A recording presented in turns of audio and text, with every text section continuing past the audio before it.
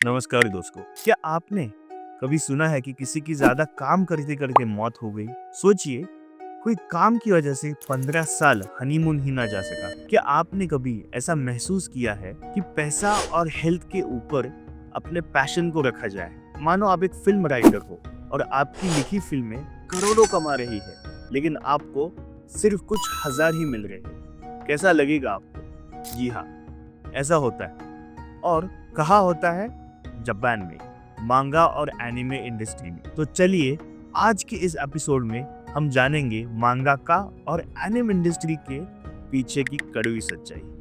सबसे पहले बात करते हैं मांगाका की। मांगाका बनना एक ड्रीम जॉब लग सकता है, लेकिन इसकी रियलिटी काफी हार्श है। मांगाका की लाइफ 24/7 वर्क से भरी होती है। संडेज, हॉलीडेज भूल जाइए। डेडलाइंस हमेशा सिर पर लटकी रहती है।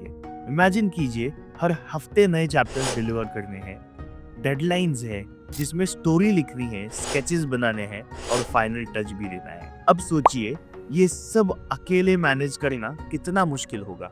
और यही वजह है कि कई मांगाका मेंटल और फिजिकल बर्नआउट से गुजर जाते हैं। अगर हम रियल लाइफ एग्जांपल्स के बारे में बात करें तो एचिरो ओडा, वन पीस के क्रिएटर, वो हर दिन सिर्फ 3 से 4 घंटे सोते हैं। उन्हें खुद बताया है कि उन्होंने अपनी हेल्थ को मांगा के लिए पूरी तरह निग्लेक्ट किया है। मासाशी किशिमोटो, नारुतो के क्रिएटर, नारुतो की कंप्लीशन के बाद उन्होंने कहा कि वो अपने बच्चों को बढ़ते हुए देख ही ना पाए। केंटारो मुइरा, बर्सर्क, उनकी डेथ ने पूरा मांगा कम्युनिटी को शॉक कर दिया। उनकी लेगेसी ने लोगों को मांगाका की हार्श रियलिटी समझाए। क्या आपको पता है कारोशी कंसेप्ट? कारोशी का मतलब है डेथ बाय ओवरवर्क। जापान में ये कंसेप्ट एक रियलिटी है और मांगाका भी इसका ही शिकार होते हैं। केंटारो मुइरा, जो बर्सर्क के लेजेंडरी क्रिएटर है, उनकी डेथ ओवरवर्क के कारण हो गई। आपको जानकर हैरानी होगी कि कई मांगाका को फाइनेंशियल स्टेबिलिटी भी नहीं मिलती। इंडस्ट्री के लेजेंड्स को छोड़ दो तो ये ज्यादातर मांगाका बहुत ही कम इनकम पर सर्वाइव करते हैं, लेकिन ये इनकम उनके एफर्ट्स और हेल्थ रिस्क को जस्टिफाई नहीं करता। ओवरवर्क का रिजल्ट ये है कि कई मांगाज को होल्ड पर डालना पड़ता है, जैसे हंटर एक्स हंटर, जिसे योशिहिरो तोगाशी की हेल्थ इश्यूज के कारण कई बार डिले किया गया। दोस्तों, मांगाका की जिंदगी सच में कमेंडेबल है। वो अपनी हेल्थ, पर्सनल लाइफ और यहाँ तक कि हैप्पीनेस को भी सैक्रिफाइस कर देते हैं, हमें एक अच्छा कंटेंट डिलीवर करने की। अब बात करते हैं एनिमे इंडस्ट्री की। बाहर से जितनी कलरफुल और एक्साइटिंग लगती है, अंदर से उतनी ही कॉम्प्लेक्स और स्ट्रगलिंग है।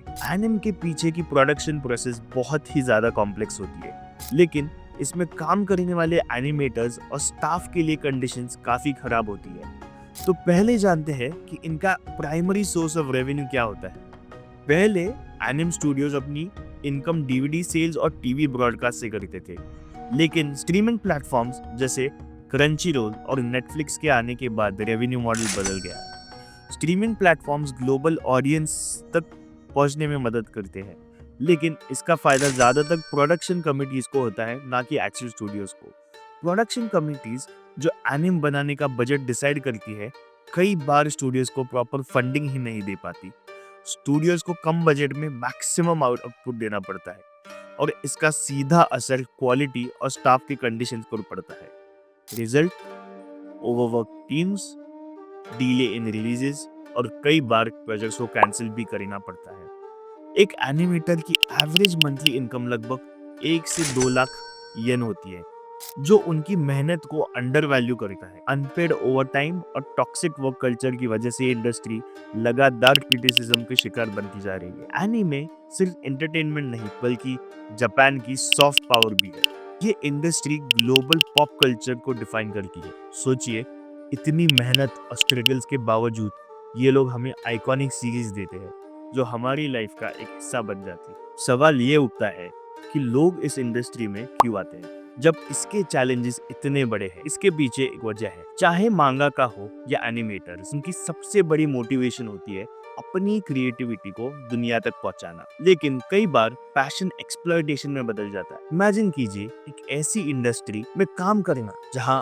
आपका काम लाखों लोगों को इंस्पायर करता है, लेकिन खुद आप इसके लिए स्ट्रगल कर रहे होते हैं। लेकिन क्या इस सिस्टम को बदला जा सकता है? धीरे धीरे चीजें बदल रही है। क्राउड फंडिंग प्लेटफॉर्म्स और इंटरनेशनल सपोर्ट से कुछ स्टूडियोज और मांगा का अब सीधे फैन से जुड़ पा रहे हैं। लेकिन ये बदलाव स्लो है और इसके लिए बहुत एफर्ट जरूरी है। तो दोस्तों, आज हमने मांगा और एनिमे की चमकदार दुनिया के पीछे की सच्चाई देखी। एक मांगाका और एनिमेटर की जिंदगी आसान नहीं होती, लेकिन उनकी मेहनत हमें वो स्टोरीज और विजुअल्स देती है जो हमारी जिंदगी का हिस्सा बन जाती है। अब आपका क्या ओपिनियन है? क्या इस इंडस्ट्री को सपोर्ट करने के लिए हम कुछ कर सकते हैं? नीचे कमेंट्स में बताइएगा। अगर ये वीडियो आपको इन्फॉर्मेटिव लगा हो तो इसे लाइक कीजिए, शेयर कीजिए और चैनल को सब्सक्राइब कीजिएगा। मांगा पढ़ो, एनिमे देखो और इस इंडस्ट्री के आर्टिस्ट को अप्रिशिएट करना मत भूलो। मिलते हैं अगले वीडियो में, तब तक के लिए सायोनारा।